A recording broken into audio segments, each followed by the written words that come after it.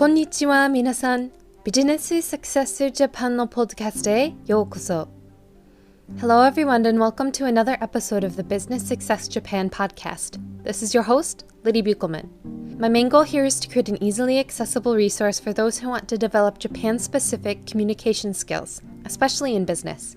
While I can't and won't promise to make you fluent in Japanese, I hope that you will walk away from each episode with a skill, piece of information, or shifted mindset that will help you be more effective in your interactions with Japanese business people. I wanted to go over a little bit of housekeeping before getting into today's episode. You may have noticed that there was no episode published last week. Since this is still a solo project, I've decided to switch the publishing schedule to once every 2 weeks in order to make it more sustainable, rather than doing 10-episode seasons followed by a month's break like I did between seasons 1 and 2.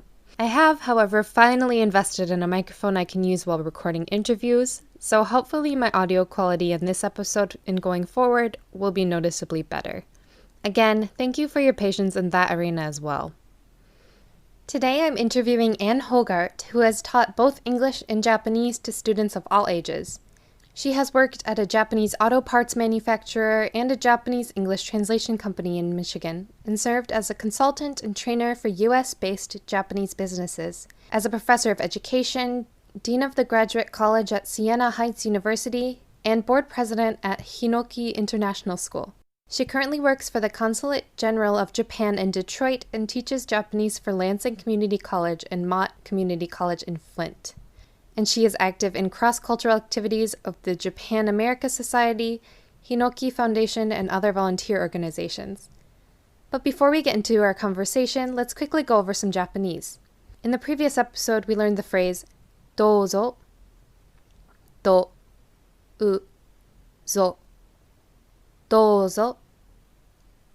This is a pretty versatile phrase, meaning anything from go ahead to please help yourself. Today we'll learn a phrase that can mean either I don't know or I don't understand, which will more likely than not come in handy at least a few times while you're in the country. Wakarimasen. Wa-ka-ri-ma-sen. Wakarimasen. So, for example, if someone said something to you in Japanese that you didn't quite understand, you can add the word sumimasen, which is sorry or excuse me, to say the phrase, sorry, I don't understand. Sumimasen, wakarimasen.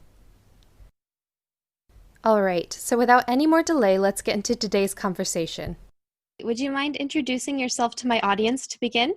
Hello, yes, my name is Anne Hooghart. I am a student of Japanese for the past 35 years plus, and I first went to Japan as a 16-year-old exchange student. I spent 7 weeks in Yokohama with a host family, and it basically changed my life. I decided at that point to study Japanese, ended up going to the University of Michigan, which was one of the only places in Michigan that you could study Japanese at the time. Now, fortunately, that is much different. And what I do is I currently work as a Japanese teacher online for a couple different community colleges in Michigan. And I also serve as senior cultural public relations specialist for the Consulate General of Japan in Detroit. Yeah, that's awesome. So you said that you went there first when you were 16 years old. What was that for? That's correct. I was very fortunate. I lived up in very rural Manistee County, where my father had retired. He had kids very late in life. And so I wanted to go anywhere besides my rural, very small high school. And I saw a poster in the hallway for an opportunity to apply for a scholarship through Future Homemakers of America, of which I was a member. And there was a Future Homemakers of Japan convention that I could attend through a Youth for Understanding program funded by Kikkoman, believe it or not, the soy sauce maker, which has factories in Wisconsin. And so fortunately, at age 16, I applied, I received the scholarship, and I was able to go on a summer exchange program through Youth for Understanding, which of course is started. It was begun in Ann Arbor, as a lot of people don't know, right after World War II, to foster good relationships between countries and world peace. So then, how did you decide to go into teaching and then working at the consulate as well? Right. So at my age, you've done a lot of things. I should roll back to what I thought I would want to do as a young person. When I was 16, and even as I went into college, I toyed with the idea of being a teacher, but I thought, no, I'll never want to be a teacher. It's not exciting. It's not sexy. You don't make a lot of money. Who would want to do that? And so I actively avoided being a teacher. And then I decided, of course, at the time, this was the 1980s, and it was called the Nihongo boom. So many people were studying Japanese. Japan was kind of the new exciting market. There were opportunities in business.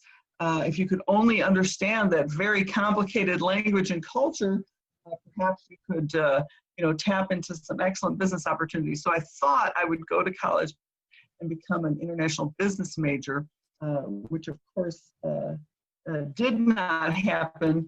Ultimately, I became a Japanese studies major, but after going to Japan upon graduation, I spent a year in Japan on the JET program, the Japan Exchange and Teaching Program, which had just begun. It was about 3 years old when I went. And on that program, of course, you have to teach English, but I thought it was just a stepping stone and, as a means to an end. I just wanted to return to Japan. And so I was fortunate to be sent to Michigan's sister state of Shiga, which I didn't even know we had a sister state at the time. Now I'm very well acquainted with it, and we've had over a 50-year relationship, and I'm very proud to be involved in it. But in any case, I was sent to a rather rural place in Nagahama in Shiga Prefecture, and was very fortunate to work with a gifted English teacher at a junior high school, and she was amazing to work with, and I learned so much from her, but I never ever thought I'd want to be a teacher. But I just now look back and think, I learned so much from working with her. And so when I returned to the US, again, I had that business idea. I only spent a year on the JET program. You could have done more, I think you could go up to 3 years back then. Now it's longer, but I did not renew because I was eager to come back and get into this exciting world of international business, right? And so I moved back to Michigan, and I got a job actually at Western Michigan University teaching Japanese. I only had a bachelor's degree, but at the time, remember, it was called Nihongo boom. Everybody wanted to study it. There weren't enough teachers. There weren't enough people who had degrees in it. And so I was given one class at Western, and they said to me, again, this is kind of typically Japanese culture. The Japanese folks at Western, including the late Michitoshi Soga, who was a physics professor there, he said, well, you can't make a living on what we can pay you to, teach one class. So I've arranged with some friends in Battle Creek, a nearby town to Kalamazoo, right, where there were about a dozen Japanese transplant companies. I've arranged with a friend to hire you part-time to work at this Japanese auto parts plant. You can be there, what was it?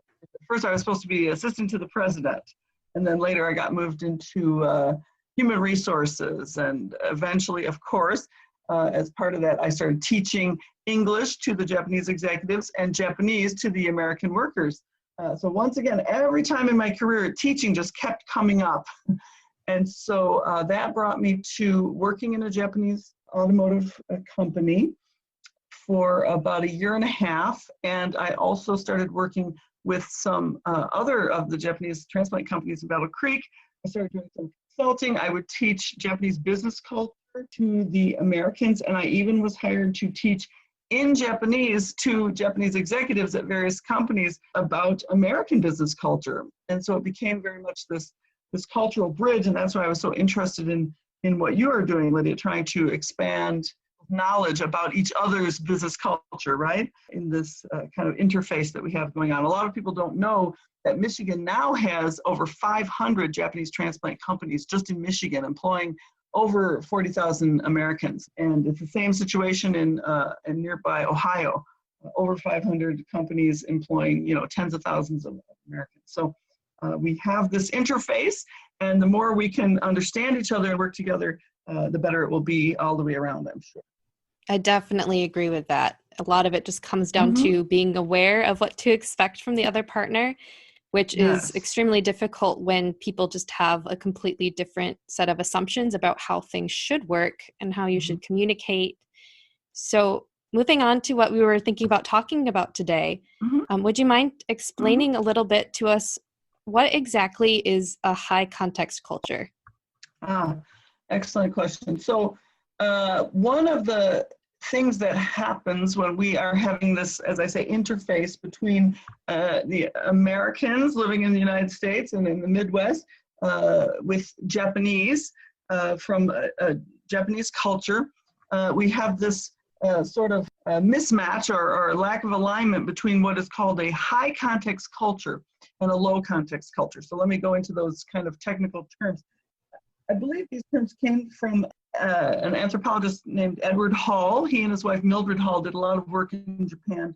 His famous book is Beyond Culture, first published in 1976, republished in 1989, when again there was so much interest in U.S. Japanese business. But in any case, high context cultures are cultures in which there's a lot of homogeneity.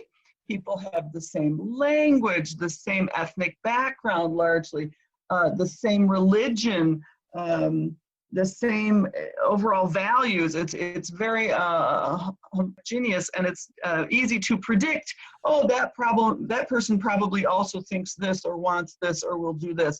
Behaviors are, very predictable because there's a lot of similarity.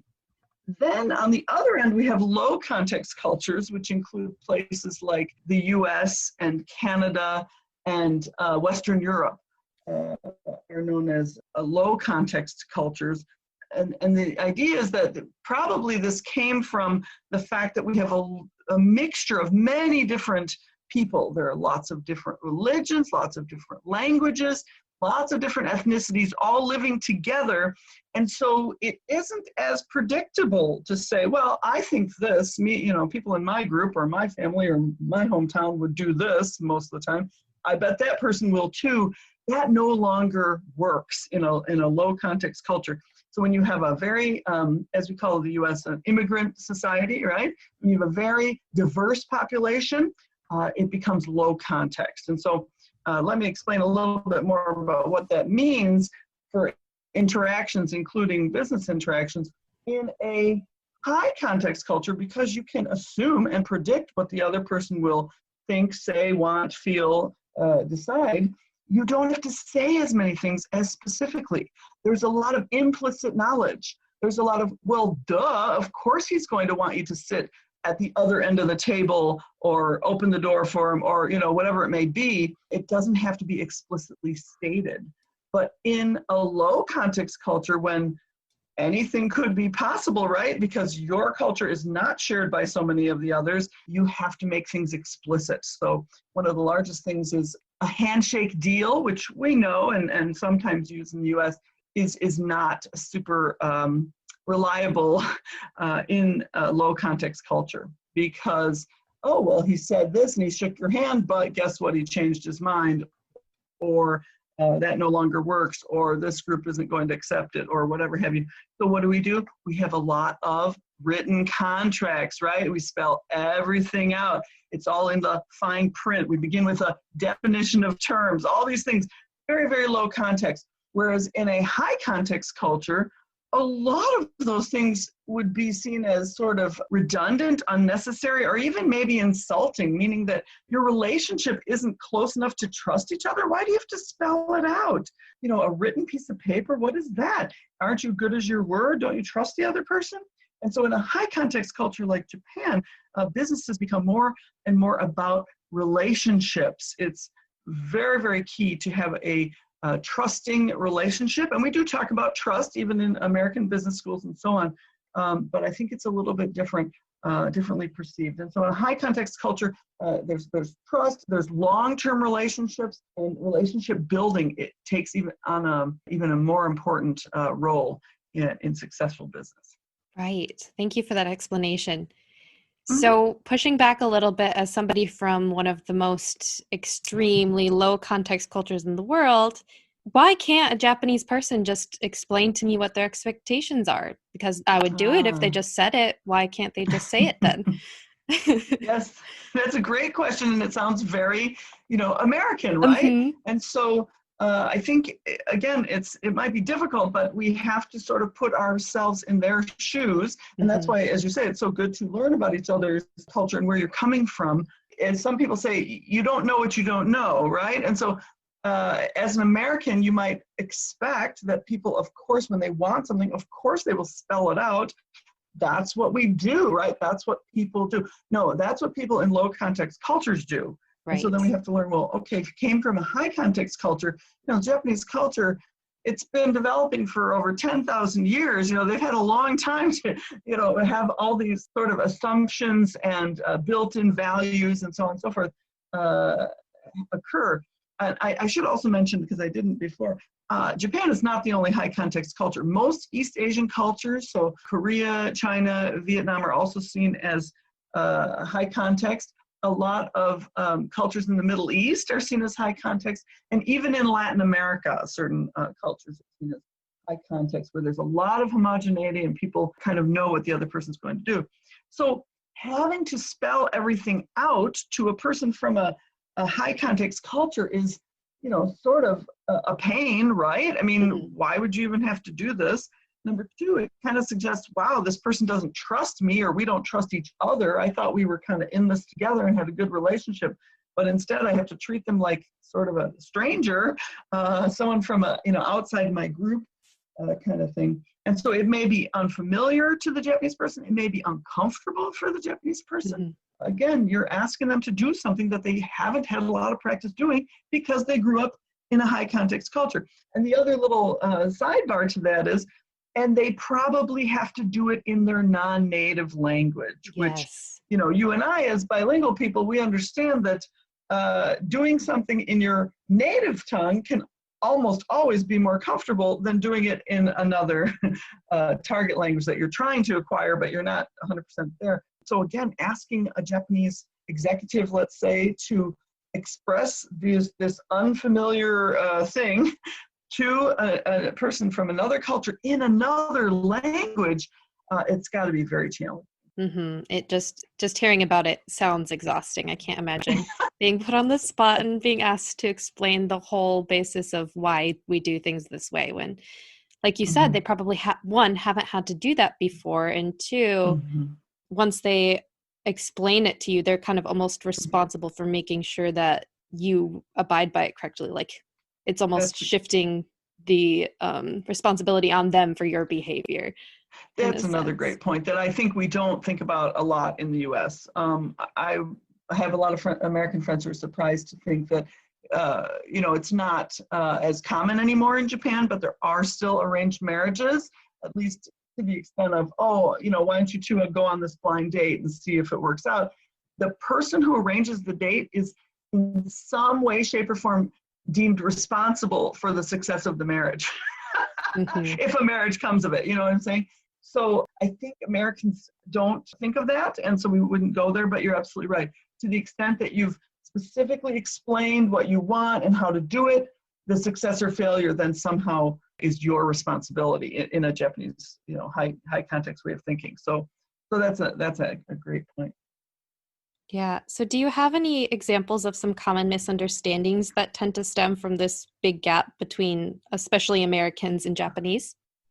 Well, yes, I think there are several, but the one that I think a lot of Americans learn quickly is that cold calling, as we use in the U.S., all those bothersome phone calls that you get, people asking for money or wanting to buy stuff, they continue, even though we all complain about them in the U.S., right?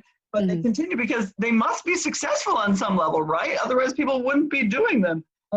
Calling a stranger and getting them to whatever, give you money, agree to some business proposition, it happens in the U.S. and in some level it can be successful.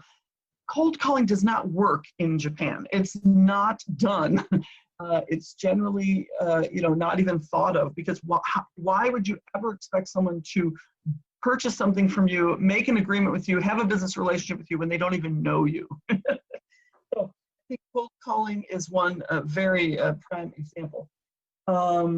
Another, to me, this is one of the most, iconic examples, or one of the most famous examples. Back in around the same time I was in Japan, being an English teacher by default, I thought, there was a fellow named T. Boone Pickens, native of Oklahoma, but he's now passed away. I think he passed away last year. He's a very big financier. He was a hedge fund manager par excellence from the Oklahoma, Texas area. And he got into oil and those kind of things.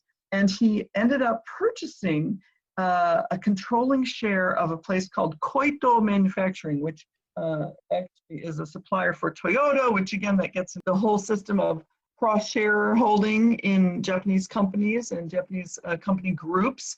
And so Toyota owned a large portion of Koito, because Koito is an auto lighting manufacturer who supplies Toyota. And so Toyota owned about 19% of their shares at one point. And T. Boone Pickens' company came along and bought 20%. And later on, that increased to 26%. So he owned about $1 billion worth of their stock. And yet he felt he was not included in their decision-making to a sufficient extent, even though he was the majority shareholder. So what does T. Boone Pickens do? Speaking no Japanese, having very little knowledge of the culture, et cetera, but having bought these shares through some third party or whatever, he takes himself to Japan and says, I'm going to attend the board meeting, the board of directors of this Japanese auto parts manufacturer. So he shows up, and of course it's not, not as it would be expected in a high context culture, very humble as the new guest, the unknown quantity, and is not very reserved and kind of feeling his way out. He basically demanded a seat on their board. I own most of your company, a controlling share anyway, 20%. Please give me a seat on your board of directors. Well, of course, this throws the Japanese for a loop, and there's a whole series of reports of what occurred at the end. But believe it or not, T. Boone Pickens, who died with about $500 million of assets, he was never successful in getting that seat on the board of directors at the Japanese company. And so I think that speaks to the strength and the the long-term stability and the unchanging nature of this very important idea of business equals relationships in Japan in a high context culture. So I don't care if you have purchased all this stock. I don't care if you own all this and you own many other things and you are a very powerful person. He tried many things. He put ads in Japanese newspapers. He tried to create some public opinion about his desire to have this what he saw as his rightful seat on the board, and none of it worked. So culture is so deep. I think people often underestimate how strong these cultural ideas are and how long-lasting they can be and difficult to change. So basically, even T. Boone Pickens couldn't get his way, which might have worked in a low-context culture, correct? A low-context culture. Hello, I've never met you before. I'm at your board of directors, and guess what? I own most of your stock. Please put me on your directorship board of directors. I think could have had more chance of working, right? Right. Higher than in Japan, at least. Yeah. Exactly. And so the fact that even this very wealthy, powerful, experienced individual never succeeded, and plus he still, I believe, owned the stock when he passed away last year. So it took many years, and he never really succeeded. But in any case, to me, that's like a great example of how these misunderstandings can happen. Right? It's common sense. He owns a controlling share. What the piper says we do, right? And so, but that was not in Japan. Yeah. So one thing that is interesting to me is just that obviously if you're not from Japan, you don't have the same cultural background and you can't fix that. So then what's left for somebody from a completely different context to do to try to not become Japanese, but kind of adapt themselves well enough to the culture to be effective, to be able to build relationships that are sustainable? That's an excellent question, Lydia. Two things come to mind. One is that whole idea of becoming Japanese. Yeah, one of the biggest things I learned early on, I had just returned from, a marvelous time living with a Japanese family as a 16-year-old. They'd take me into their home, they'd take me to their school, they'd fed me and taken me to wonderful festivals and all these great things. And then I went to the University of Michigan, studied Japanese, and one of my Japanese culture teachers, actually, he lived in Japan, he'd become Buddhist, he had a Japanese girlfriend, all these things, and he said to me, you will never fully be Japanese, you'll never fully be accepted. He had tried it and it hadn't worked. I think sometimes in our immigrant culture, right, we think, given enough time and enough effort and whatever, we can surely blend in. But that's another aspect of high context cultures. It isn't enough time in one lifetime to just blend in. Do you see what I'm saying? Like there's so much difference that it would just take too long. So what can you do? Of course, you can, as you are suggesting, educate yourself about the culture and try to accommodate what is in the high context culture. So try not to be T. Boone Pickens. He came with his assumptions from his culture and said, well, surely you'll let me in, my goodness. That will not work, as he showed. So what can work is, again, focusing on, okay, what might this Japanese person from a high context culture expect? Oh, perhaps they would like me to meet them and meet their team and talk about possibilities and synergies between our two organizations. What can I offer them? Another very important piece of learning that I did was, I think Americans, we don't think enough about in the global context, right? Japan is a country the size of California, but with much less arable land.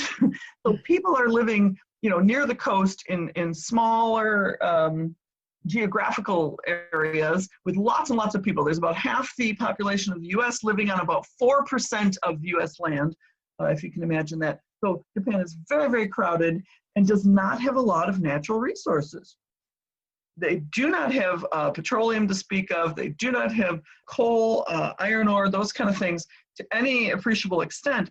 So they must rely on the rest of the world. And so any large Japanese corporation, even if it has sites in the US or North America, it probably also has sites in many other places around the world. So Japanese businessmen that I've worked with, they've had to learn how to interact with people from China, from Korea, from Vietnam. These are places where many Japanese companies also have holdings. And then in Europe, there's more of that. Also Canada, Mexico is a very big place for Japanese companies. And so again, we're talking about not just Japanese culture versus US culture. Japanese businessmen, whether they like it or not, they are having to learn how to function in probably lower context cultures in lots of different places on the globe. And so I think there's hope in that too. So you are not the only person or culture that the Japanese executive is interacting with. And so, yes, what can you do? I think you have to think about, it's not all about me. What can I do to foster this relationship with this Japanese company and its representatives? And of course, take time. That's, I think, one of the biggest things is once you get in, once you've, I don't have a good analogy, but once you finally struck the deal and made the relationship to such a point that you trust each other enough to make a deal and to start business together, those relationships will last. That's been my experience. It's very unusual for the Japanese partner, at least, to say, see you later, I found a cheaper vendor. and just suddenly take off. They also see it as a relationship, right? So, I mean, think of it not so much as speed dating, but as marriage. And so, getting divorced would be a big deal. And so as you're cultivating the relationship, you might think, oh, it's taking a long time and I'm investing all this time and energy and money and so on and so forth. But it's the long-term view. In Japanese, we call it nagame de miru koto. Look at it with a long eye. It's almost that Native American saying of think about how it will affect the seventh generation. It's not about quarterly profits.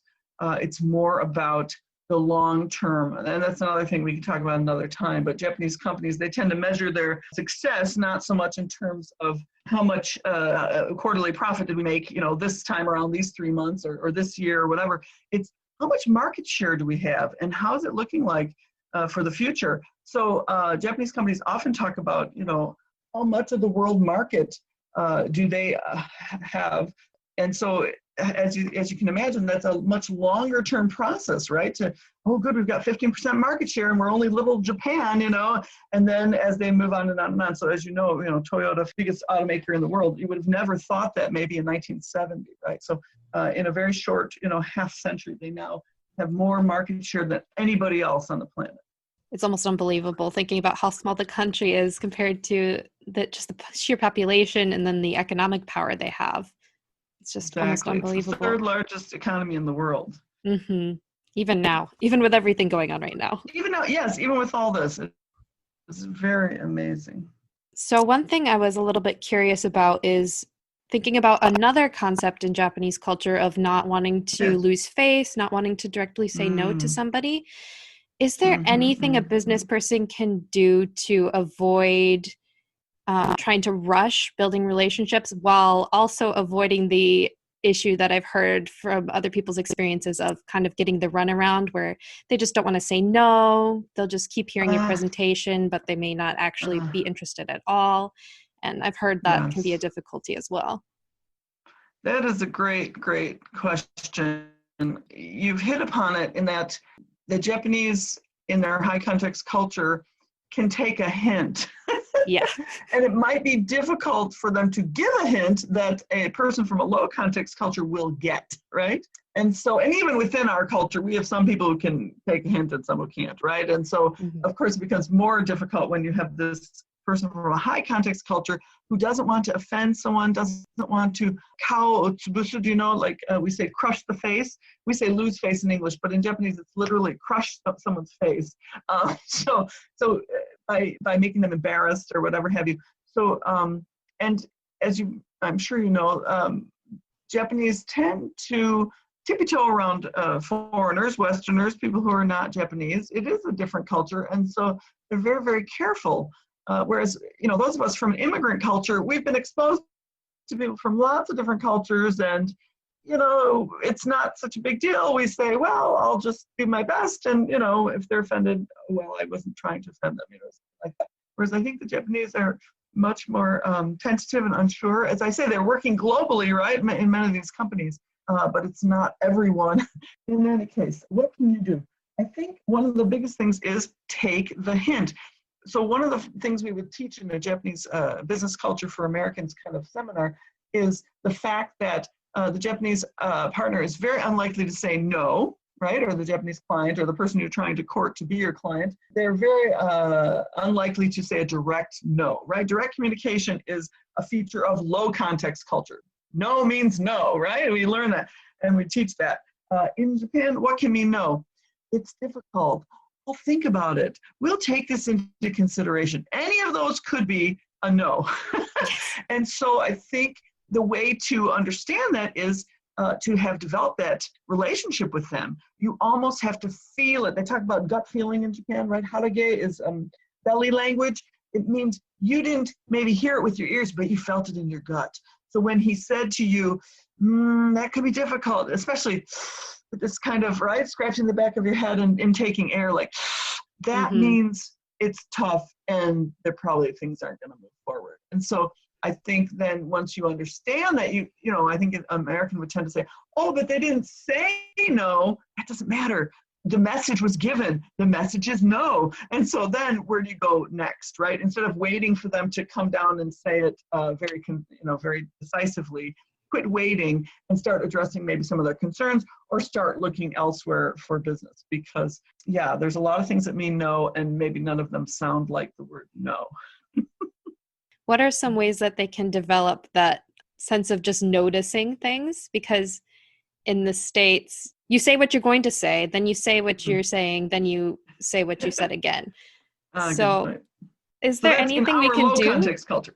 Yeah. Is there anything we can do to practice or just to learn? That's a great point. So one thing I did, which again, I don't know if it'll work for everyone, but when I was working with a lot of different people doing cross-cultural consulting about, teaching Americans about Japanese culture, teaching Japanese about American culture, we would look at movie clips, a lot of movie clips. And so some of the ones that we picked, I will always remember. One of the famous scenes is from Tampopo, if you're familiar with Itami Juzo's film of the late 80s. Tampopo is a pretty well-known film in a lot of different ways, but one of the greatest scenes is the French restaurant scene. But in any case, there's a bunch of upper-level executives, top executives, a Japanese company. And remember, this is the time when Japan was just so flush with cash. People were buying Van Goghs for $50 million and so on and so forth, right? And so in the scene, these executives are there with a couple of mid-level executives and one low-level newbie young guy who has to carry all their briefcases and so on, right? So he's like, low man on the totem pole. And so they go to this French restaurant, and lo and behold, probably in Tokyo or somewhere, and lo and behold, the menu is written in French. None of them can understand French. But because no one wants to lose face, the older executives are just looking at the menu in consternation, and nobody's admitting, I really can't read French. I can't read this menu, kind of thing, right? Mm-hmm. They're supposed to be the top guys. And so luckily some mid-level guy, he jumps in, he apparently can read some French or something. And he says, well, I'll order, and he orders some kind of simple thing that most people would understand. And so everybody else, including the higher execs around the table, they all order the same thing. And then no one has to lose face, right? Mm-hmm. But the waiter goes to the low man on the totem pole, and for whatever reason, he speaks fluent French, and he's been to France. And so he starts ordering this very complicated thing in French to this waiter, and he gets the fancy champagne, and it just goes on and on and on.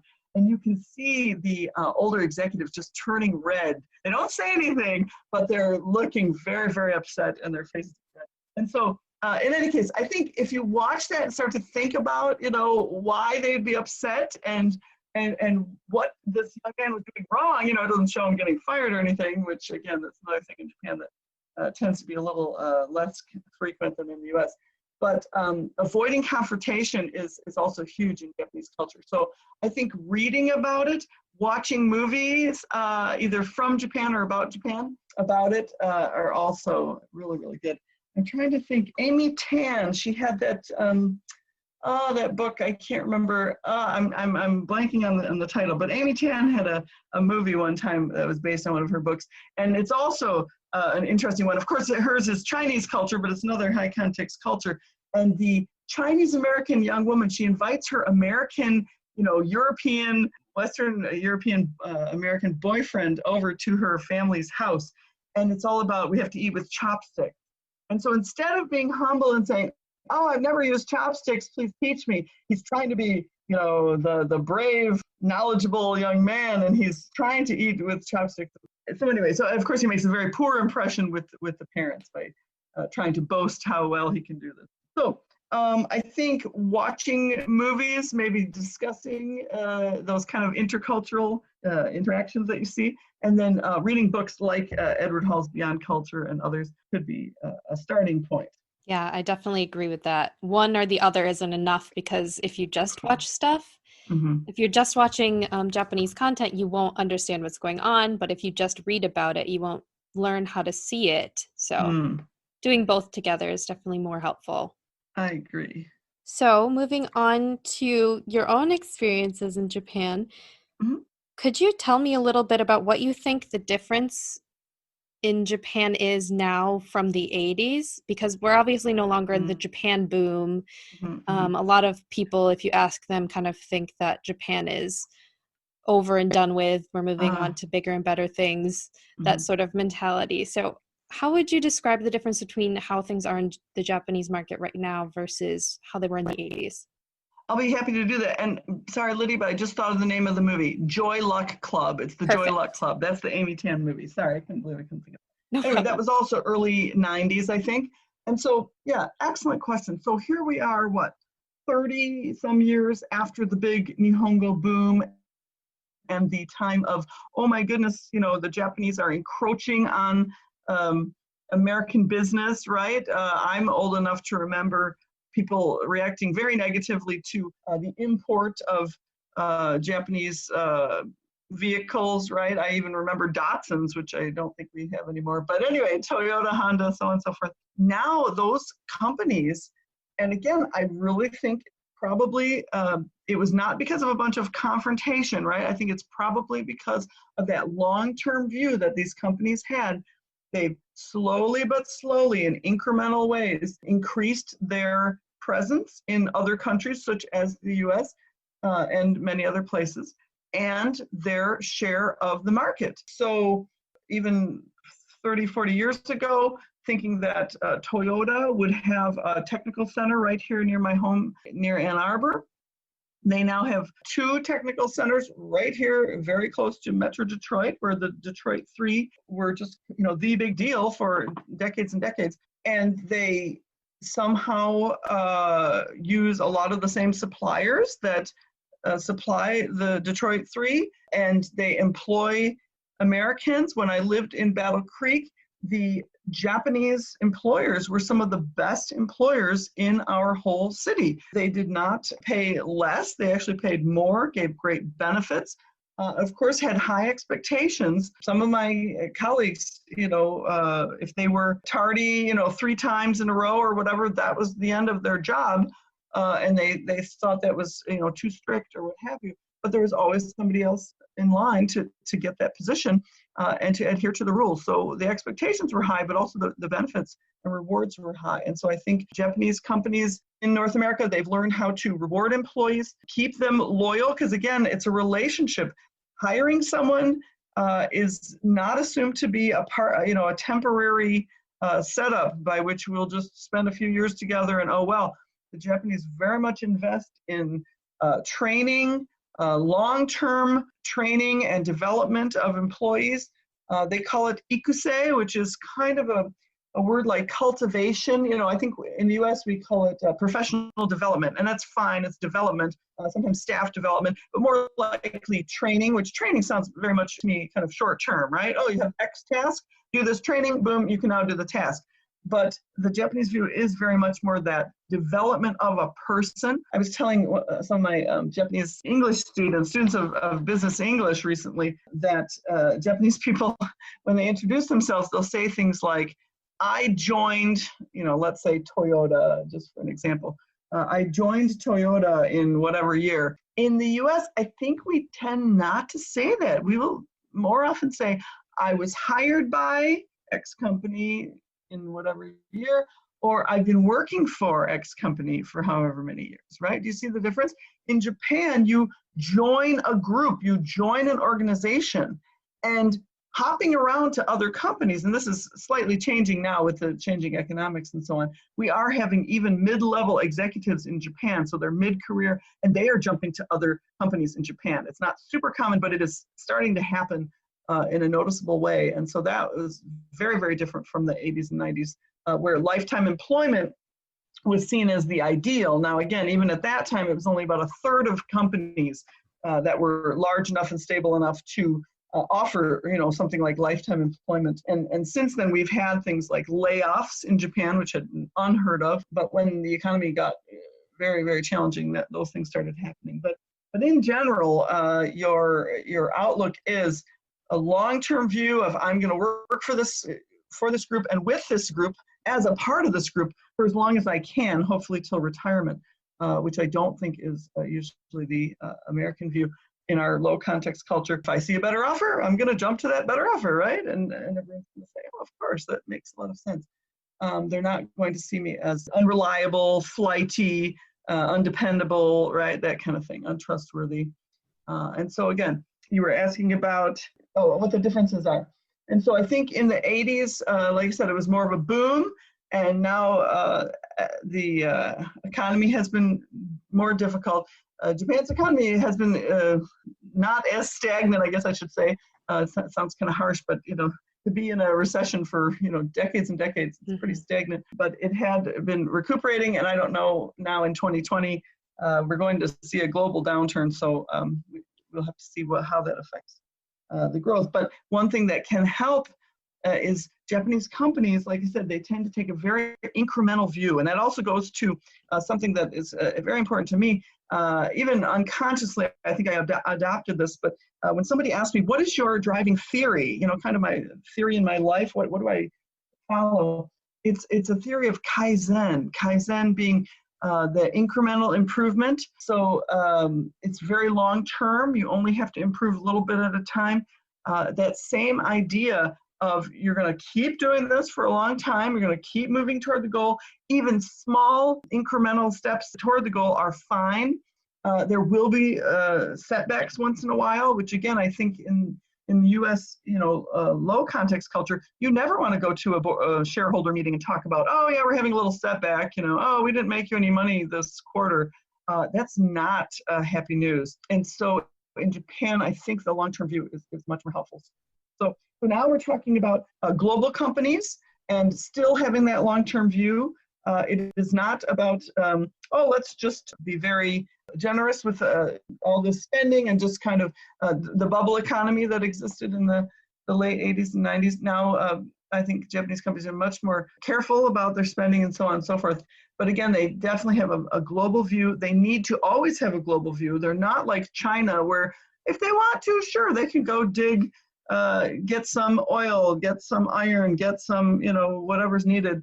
They have a lot of natural resources. Japan just doesn't have that. And so they have to rely on relationships with other countries around the world to fuel their economy. And it's all built on relationships.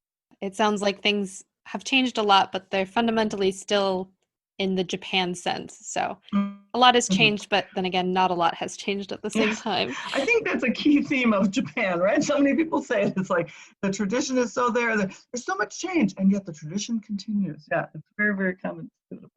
And do you have an example from your own life when you've had a communication breakdown in Japan due to cultural differences? That is a great, great question. Probably several. The one that I guess comes to mind first is when I was teaching as an English teacher in Japan, a guest teacher. I was, of course, not even 20 years old, I don't think. I had graduated from college and was living in Japan. Again, I'd had that 7-week experience, but that was my only experience with Japan. And it might be true that with the differences between high context and low context being so different, it does take a long time to actually even learn what the differences are, right? And living there is one quicker way to do it than just sitting here in the US learning about them through books or movies or whatever have you. But in any case, I was invited as the resident foreign person in our school to the wedding of the, I believe, science teacher. I was in a junior high school in Shiga, and this woman who was teaching science there, she was getting married, and she wanted me to go to her wedding. Now, again, it might be fashionable, right, and kind of cool to have someone at your wedding who looks different from everyone else and who is from another country and so on and so forth. So of course I accepted, right? I'd love to attend a Japanese wedding and see what they're like. So I wore my best suit. My best outfit that I brought from the US happened to be bright red. It was a solid red, I think kind of short blazer and skirt, knee-length skirt. And I thought, great, I'm going to a wedding. It's a happy thing. Red is a happy color. I'll go. Would you believe I was the only person wearing a red, basically a non-dark outfit, especially for the formal part of the of the ceremony, all the men were in either black suits or black hakamat, and most of the women had either a dark blue or black outfit on. And so, and of course, the bride looked, stunning, and she wore several things. First, she had a kimono, a bright kimono on, which has some red in it, traditionally. And then she put on, I think, another kimono, and at the end, she had an actual Western wedding gown on, and so on and so forth. So, in other words, I, not thinking, was wearing the brightest outfit besides the bride at her wedding, which again would steal her thunder, right? And again, how could I not stand out anymore as a foreign person? But that didn't even enter my mind. So I think that was a misunderstanding. Again, no one said anything. There weren't any, hard feelings or whatever it may be. But again, I really stuck out like a sore thumb and did not look like a person who even thought about how I would be perceived at this event. Very important to my colleague. Luckily, because you already look different, I'm sure that they were able to cut you a little bit of extra slack. Yes. But I'm sure that impression also didn't fade. So it's better to avoid it, even if you are a foreigner, if you want a business relationship. Exactly. So if you were to talk to somebody who's going to Japan for business and they only knew one thing ahead of time, what would you tell them? What would you want them to know before they landed if they were just showing up knowing one thing but wanted to be successful in business in Japan? Right. That is, again, kind of a very low context question, right? Because what's Yes. the one thing I can do when there's, 100 things you should do? But I get it. I want to say, know that business equals relationships, at least in Japan. But maybe even more important, and I have used this phrase a lot in my business seminars, in the US, we're taught that the customer is always right, the customer is king, whatever have you. I try to really emphasize it to my students by saying, in Japan, the customer is God, okay? The customer is everything. The customer holds your future in their hands. So you have to embrace that, accept that, and treat them in that way. It is very hard, I think, for Americans to really fully comprehend. We have the greeters at Walmart, and they're, oh, welcome to the store, or they give you a little nod or a greeting when you come in, or whatever have you.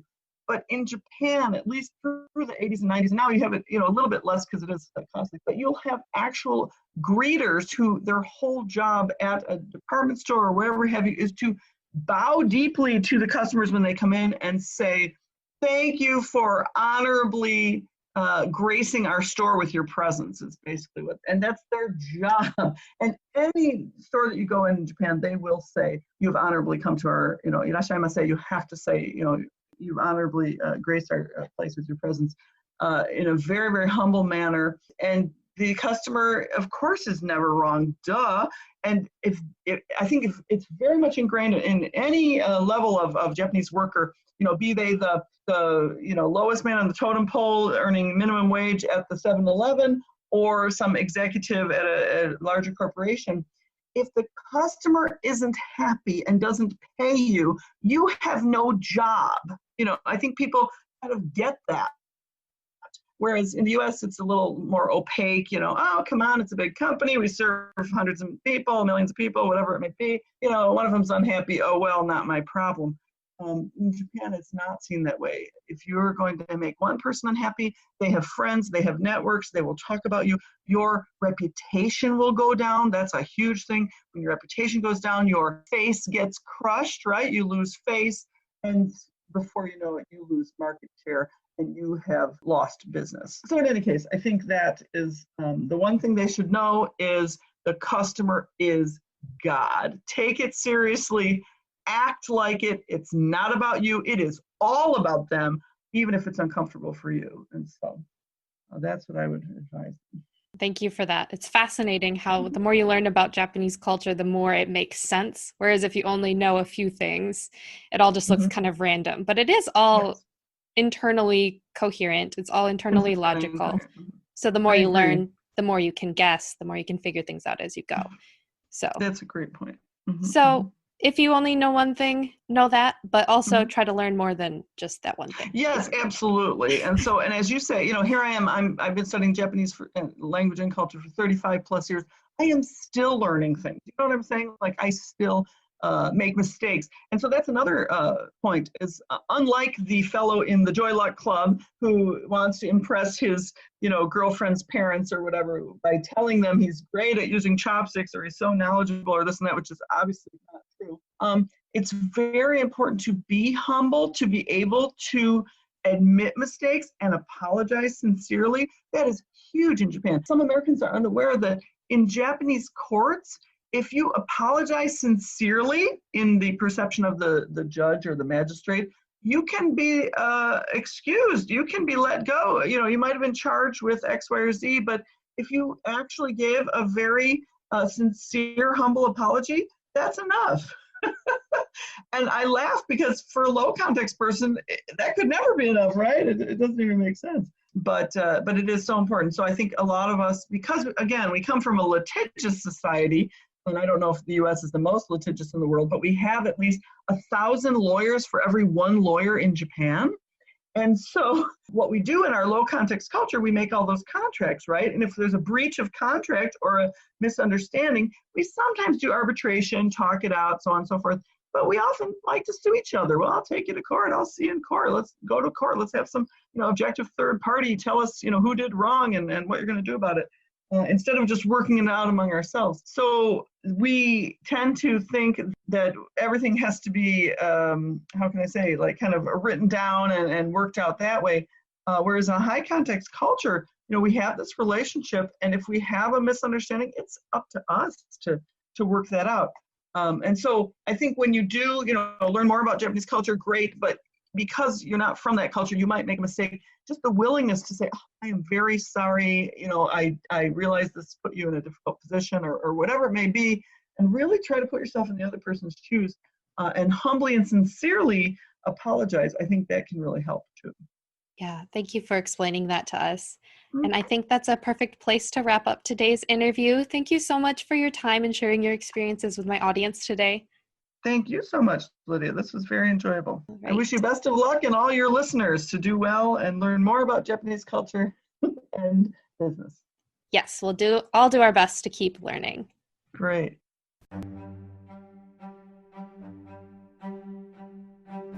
All right, there we have it. I hope that you learned as much from our conversation today as I did. Be sure to check out the links in the description of this episode to find the resources and suggested to continue learning more about the differences between high and low context cultures, as well as Japanese culture as a whole.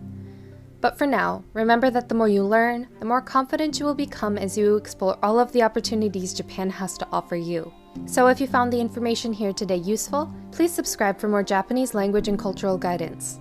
And if you enjoy the podcast and want to hear more content in the future, please consider leaving a review. It really helps other people find the show. And of course, if you have any other questions, comments, or suggestions for future episodes or interview topics, please email me at businesssuccessjapan@gmail.com. Until next time, mata kondo!